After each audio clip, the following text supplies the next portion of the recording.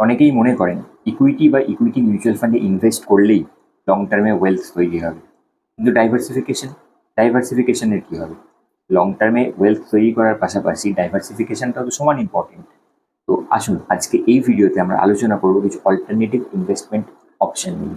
প্রথম, fixed deposit. Fixed ডিপোজিটে আপনি ফিক্সড রিটার্নের সাথে সাথে লিকুইডিটি এবং সেফটি পাচ্ছেন। দ্বিতীয়, বন্ড। বন্ড দু রকমের হয়, গভর্নমেন্ট বন্ড এবং কর্পোরেট বন্ড।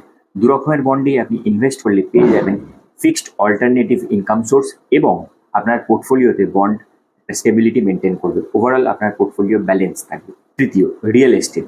রিয়েল এস্টেট অনেকেই আপনারা বলতে পারেন যে রিয়েল এস্টেটে তো হিউজ ক্যাপিটাল লাগে, ঠিক কথা। কিন্তু রিয়েল এস্টেট আপনাকে লং টার্মে ওয়েলথ বেনিফিট দিতে পারে।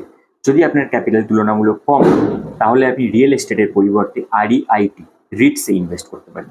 রিটস হচ্ছে রিয়েল এস্টেটেরই একটা ছোট version, real estate investment trust, Ritz.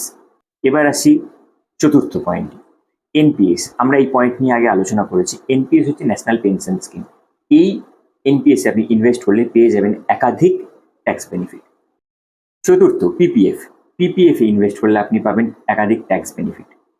তাই শুধুমাত্র ইকুইটিতে ইনভেস্ট না করে এই অল্টারনেটিভ ইনভেস্টমেন্ট অপশনগুলো এক্সপ্লোর করতে পারেন।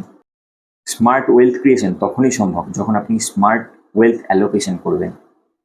এই ধরনের ইনফরমেটিভ ভিডিও পেতে ফলো করুন সিক ইনভেস্টমেন্ট।